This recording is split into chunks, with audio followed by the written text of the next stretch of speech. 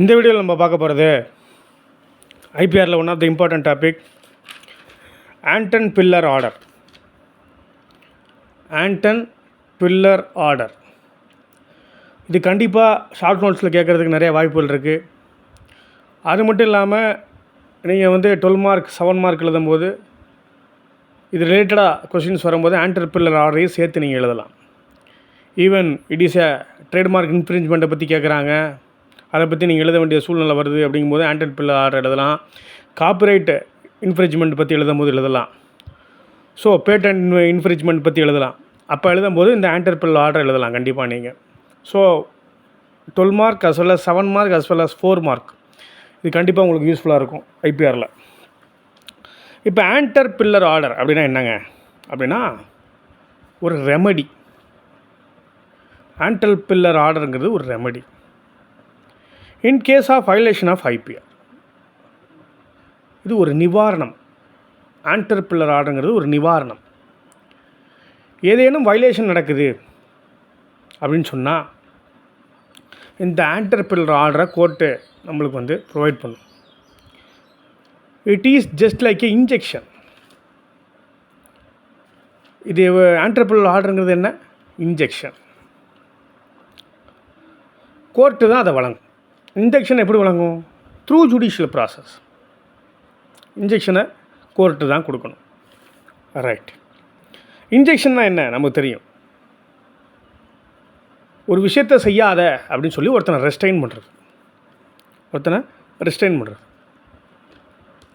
For example, Rin ஒரு soap தூள் இருக்குது. ரின்னு ஒரு சோப்பு தூள் இருக்கா? கம்பெனி இருக்கா? சர்ஃபெக்சல் அப்படின்னு ஒரு சோப்பு தூள் இருக்கா? சர்ஃபெக்சல்காரன் அட்வைஸ்மெண்ட் பண்ணும்போது என்ன பண்ணுறான்? அட்வர்டைஸ் பண்ணும்போது ரின்னு அப்படிங்கிற பிராண்டை காமிச்சு இதை நீங்கள் வாங்கக்கூடாது, இது தரமான சோப்புத்தூள் இல்லை, எங்கள் சோப்புத்தூள் சர்ஃபெக்சல் தான் நல்ல சோப்புத்தூள், அதை வாங்குங்கன்னு சொல்லி ஆடு போடுறான். இப்படி போட்டால் இது வயலேஷனாக இல்லையா? வயலேஷன் தான். இப்போ ரின்னுக்காரன் என்ன பண்ணுவான்? எப்படிங்க என் பேரை போட்டு இது மட்டமான சோப்புத்தூள்னு காட்டுறான், இன்ஜெக்ஷன் கொடுங்க, அந்த ஆடை முதல்ல நிப்பாட்டுங்க, இன்ஜெக்ஷன் கொடுங்க அப்படின்னா அப்போ Anton Piller order court provide பண்ணுறதுக்கு சான்சஸ் ஆர் தேர். ஸோ ஒரு எக்ஸாம்பிளுக்காக இதை உங்களுக்கு சொன்னேன். உடனே நிப்பாட்டணும், நானும் நிப்பாட்டுங்க. அப்போ ரின்னுக்கு கெட்ட பேர் வருதா இல்லையா? என் சோப்புத்தூள் நல்ல சோப்புத்தூள் இல்லை அப்படின்னு சொல்கிறான். அப்படின்னு சொன்னால் அது தப்பாக இல்லையா? ஸோ இதை நிப்பாட்டுங்க, இன்ஜெக்ஷன் கொடுங்க அப்படின்னு சொல்கிறது தான் இங்கே இன்ஜெக்ஷன் அப்படிங்கிற வார்த்தைக்கு மீனிங். இப்போ ஆண்டன் பில்லர் ஆர்டர் பர்டிகுலராக எதுக்குங்க அப்படின்னா, ஒரு வயலேஷன் நடக்குது, ஒரு ட்ரேட்மார்க் வயலேஷன் நடக்குது அப்படின்னு சொன்னால் அந்த டிஃபெண்டன்ட் பிளேஸ்லேயே போய் பிளைன்டிஃப் என்ன பண்ணலான்னா அந்த எவிடன்ஸை தேடலாம், சர்ச் பண்ணலாம். அப்படிங்கிறதுக்கு தான் ஆண்டன் பில்லர் ஆர்டர். இப்படி ஆண்டன் பில்லர் ஆர்டர் நம்ம கோர்ட்டில் கேட்கும்போது அதுக்கு என்ன விஷயம் இருக்கணும் அப்படின்னு சொன்னால், என்ன க்ரைட்டீரியாஸ் இருக்கணும், என்ன கண்டிஷன்ஸ் இருக்கணும் நம்ம கேட்குறதுக்கு முன்னாடினா, ஸ்ட்ராங் ப்ரிமா ஃபேசி இருக்கணும், முகாந்திரம் இருக்கணும். கண்டிப்பாக வயலேஷன் நடந்திருக்கு, அதற்கான எவிடன்ஸ் யார் பிளேஸில் இருக்குது? டிஃபெண்டனோட அந்த ப்ரிமிசஸில் இருக்குது, பிளேஸில் இருக்குது அப்படிங்கிறது கண்டிப்பாக இருக்கணும், தெரியணும். Heavy damage or heavy loss, இதனால் எனக்கு ஹெவி டேமேஜ் ஏற்பட்டிருக்கு அப்படின்னு சொல்லி பிளைன்டிஃப் ப்ரூவ் பண்ணணும்.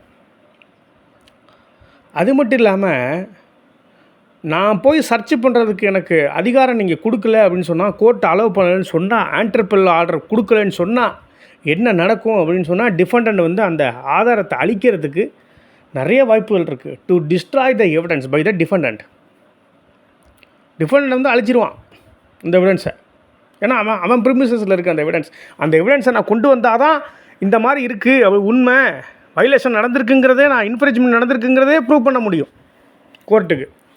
அது இல்லாமல் நான் எப்படி சொல்ல முடியும் அப்படின்னு கோர்ட்டை நம்ப வைக்கணும். இது ஒரு வேலை.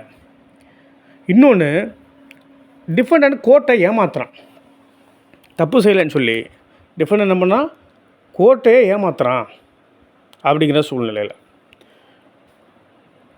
இப்போ நான் அவங்க ப்ரெமிசஸில் போய், அவங்க ஆஃபீஸில் போய், அவங்க பிளேஸில் போய் அந்த எவிடன்ஸை நான் எடுத்தால் தான் எனக்கு சாதகமாகவே நான் ஜட்ஜ்மெண்ட் வாங்க முடியும். ஏன்னா அதுதான் வந்து எவிடன்ஸ், அதான் important evidence for the case அப்படின்னு இருக்குது. இந்த மாதிரி க்ரைட்டீரியாஸ்லாம் கோர்ட்டில் கொடுத்தா தான், இந்த மாதிரி க்ரைட்டீரியாஸ் இருந்தால் தான் ஆன்ட்ரிபிள் ஆர்டரே என்ன பண்ணுவாங்க, கோர்ட்டு ப்ரொவைட் பண்ணுவாங்க. ஆன்ட்ரிபிள் ஆர்டர் எப்போ ஜட்ஜ்மெண்ட்டில் கொடுப்பாங்க, ஆஃப்டர் ஜட்ஜ்மெண்ட்டும் கொடுக்கலாம், ஜட்ஜ்மெண்ட்டுக்கு முன்னாடியும் கொடுப்பாங்க ஆன்ட்ரிபிள் ஆர்டர். ஓகேவா? இந்தந்த மாதிரி சூழ்நிலை ஸ்ட்ராங் ப்ரிமா ஃபேஸி இருக்கணும், முகாந்திரம் இருக்கணும், heavy damage or heavy loss நடந்திருக்கணும் பிளைன்டிஃபுக்கு டு டிஸ்ட்ராய் த எவிடன்ஸ். எவிடன்ஸை அழிக்கிறதுக்கு முயற்சி பண்ணுறான் டிஃபெண்டன்ட் அப்படிங்கிறத ப்ரூவ் பண்ணணும் கோர்ட்டில் பிளைன்டிஃப். ரைட்டா? அப்புறம் கோர்ட்டை ஏமாற்றுற வேலைகளை செய்கிறான், நீதிமன்றத்தை இது ஏமாற்றும் வேலை அப்படின்னு சொல்லணும். அடுத்தது, அவன் ஆஃபீஸுக்கு போய் எவிடன்ஸை எடுத்தால் மட்டும்தான் நான் ப்ரூவ் பண்ண முடியும், இந்த கோர்ட்டில் தப்பு நடந்திருக்கு, வயலேஷன் நடந்திருக்கு ப்ரூவ் பண்ண முடியும் அப்படிங்கிறத கோர்ட்டில் சொல்லணும். இந்த ஆன்டர்பில்லர் ஆர்டர் எல்லா நாடுகளாலும் ஏற்றுக்கொள்ளப்பட்டது, எல்லா நாடுகளாலும் ஏற்றுக்கொள்ளப்பட்டது இந்த ஆன்டர்பில்லர் ஆர்டர். ஆன்டர்பில்லர் ஆர்டர் வந்து ஒரு சர்ச் வாரண்ட்டா அப்படின்னா இல்லை, ஒரு பர்மிஷன், அவ்வளோதான். கோர்ட்லேருந்து கொடுக்குற ஒரு பர்மிஷன், பிளைன்டிஃபுக்கு கொடுக்குற பர்மிஷன். என்ன பர்மிஷன் கொடுக்குறான், போங்க அவன் பிளேஸில் போய் சர்ச் பண்ணுங்கள், நீ எவிடன்ஸ் இருக்குதுன்னு சொல்கிற, ப்ரிமா ஃபேஸி ஸ்ட்ராங்காக இருக்குது, எவிடன்ஸ் இருக்குது, உனக்கு லாஸ் ஆகிருக்கு, அந்த எவிடன்ஸை கொண்டு வந்தால் தான் நீ ப்ரூவ் பண்ண முடியுங்கிற. ரைட்டு, கோர்ட் இது எல்லாத்தையும் ஏற்றுக்குது, போய் சர்ச் பண்ணு, சீஸ் பண்ணு, அந்த டாக்குமெண்ட்ஸை எடுத்துகிட்டு வர்றதுக்கு உனக்கு பர்மிஷன் கொடுக்குறோன்னு கோர்ட்டு சொல்லணும். சொன்னால் பிளைன்டிஃப் போய் செய்யலாம். Anton Piller order is a court order that provides right to search premises and seize evidence without prior warning. ப்ரியராக நோட்டீஸ் கொடுக்கணுமா, டிஃபெண்டன்ட் பிளேஸுக்கு நான் வரப்போகிறேன்னு ப்ரியர் நோட்டீஸ் அனுப்பணுமா, தேவையில்லை. ஆன்டர்பில்லர் ஆர்டர் ஒன்ஸ் ரிசீவ் ஆகிட்டாவே, பிளைன்டிஃப் கைக்கு வந்துட்டாவே என்ன பண்ணலாம், he has full power to just search the place of the defendant. அதுதான் முக்கியம். ரைட்டா? இல்லை அவன் இந்த மாதிரி எவிடன்ஸ் அழிக்க போகிறான், ஹீ மைட் டிஸ்ட்ராய்ட் இட் அப்படின்னு தெரிய வந்தாவே என்ன பண்ணலாம் அப்படின்னு சொன்னால், பிளைன்டிஃப் போய் ஆன்டர்பில்லர் ஆர்டரோட போய் சர்ச் பண்ணுறதுக்கு எல்லா அதிகாரம் இருக்குது, அஸ் வெல் அஸ் சீசருக்கும் எல்லா அதிகாரம் இருக்குது. என்ன அந்த ஜட்ஜ்மெண்ட்டில் சொல்லியிருக்கோ அதைப்படி பிளைன்டிஃப் நடக்கணும். சர்ச் மட்டும்தான் அலோவ் பண்ணுறாங்கன்னு சொன்னால், சர்ச் பண்ணுறது மட்டும்தான் வாய்ப்பு இருக்குது பிளைன்டிஃப். சரி, அப்போ சீசரும் பண்ணலாம் நீங்கள் அப்படின்னு சொன்னால், அப்போ சீசரையும் நீங்கள் பண்ணலாம். அந்த டாக்குமெண்ட்டை என்ன டாக்குமெண்ட் தேவையோ அதையும் எடுத்துகிட்டு வரலாம். ரைட். ஃபெயிலியர் டு பெர்மிட், ஒரு வேளை டிஃபெண்டன்ட் நான் அலோவ் பண்ண மாட்டாங்க என்னோடய பிளேஸில் அப்படின்னு சொல்கிறான், நான் என்ன நடக்கும் அப்படி சொன்னால், contempt of court. Contempt of கோர்ட்டுக்கு அவன் வந்து நீதிமன்றம் அவமதிப்புக்கு உள்ளாவான் அந்த டிஃபெண்டன்ட். ரைட்டா? இங்கே ஒரு கேஸ் இருக்குது, முக்கியமான case. Anton Piller KG versus manufacturing process limited. Anton Piller KG versus manufacturing process limited. கிட்டத்தட்ட இதான் வந்த அந்த ஆன்டர்பில்லர் ஜட்ஜ்மெண்ட்டில் வந்த முதல் கேஸ் இந்த கேஸு அப்படிங்கிறாங்க. Court for the first time granted the plaintiff the relief to enter the premises of the defendant to look for the evidence without giving notice. அதான் இந்த கேஸில் சொல்லியிருக்காங்க. Anton Piller KG versus manufacturing process limited. முதல் முறையாக court வந்து ஆன்டர்பில்லர் ஆர்டரை provide பண்ணுறாங்க அந்த கேஸில்.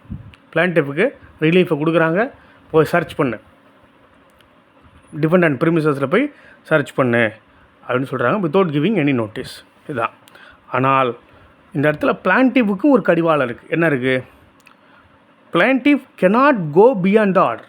ஆர்டரில் சர்ச் பண்ண மட்டும்தான் சொல்லியிருக்கானா, அதை மட்டும் தான் நீ பண்ணணும். சீசருக்கு அனுமதி வழங்கலையா, சீஸ் பண்ணுறதுக்கு உனக்கு அனுமதி இல்லை. அதை நல்லா புரிஞ்சுக்கணும். அப்போ அதை மீறி பியாண்ட் த லிமிட் பிளைன்டிஃப் செயல்படுறான் அப்படின்னு சொன்னால், அப்போ டிஃபெண்டரோட ரைட்ஸ் இன்ஃப்ரிஞ்ச்மெண்ட் ஆகுதா? அப்போ டிஃபெண்டர் என்ன பண்ணுவான்?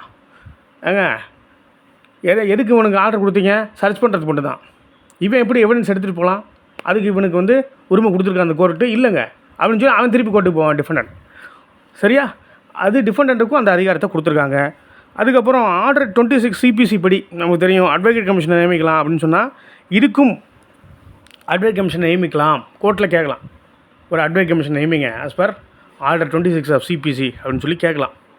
கேட்டால் கோர்ட் என்ன பண்ணும் பார்த்துட்டு அட்வொகேட் கமிஷனரும் நியமிக்க வாய்ப்பு இருக்குது. அட்வொகேட் கமிஷனர் என்ன சொல்கிறாரோ அதன் அடிப்படையில் கோர்ட்டு செயல்படும். ரைட்டு, ஓகேவா? இதுதான் ஆன்ட்ரப்ரனர் ஆர்டர். ஆன்ட்ரப்ரனர் ஆர்டர் ஓவலாக என்னென்னா, ஃபஸ்ட்டு ஆன்ட்ரப்ரனர் ஆர்டர் என்ன அப்படின்னா ஒரு இன்ஜெக்ஷன், அதை முதல்ல புரிஞ்சுக்கணும். அப்புறம் பர்டிகுலராக ஆன்ட்ரப்ரனர் ஆர்டர் என்ன சொல்ல வருது, ஒரு ரெமடியை கொடுக்குது. வயலேஷன் நடக்கும்போது ஒரு ரெமடியை தருது. அந்த ரெமடி என்னவா இருக்குது அப்படின்னு சொன்னால், ஒரு பிளான்டிஃபுக்கு முக்கியமான எவிடன்ஸ் தேவைப்படுது, அது டிஃபெண்டன்ட் பிளேஸில் இருக்குது, அது கொண்டு வந்தால் தான் அவன் நிரூபிக்க முடியும் இந்த மாதிரி வயலேஷன் நடந்திருக்கு அப்படின்னு சொல்லி. அதுக்கு சில க்ரைட்டீரியாஸ்லாம் சொன்னேன். அதுக்கு அவன் இடத்துல போய் அவனை சர்ச் பண்ணுறதுக்கும் சீஸ் பண்ணுறதுக்கும் பிளான்டிஃபிக்கே அதிகாரத்தை கொடுக்குது கோர்ட்டு.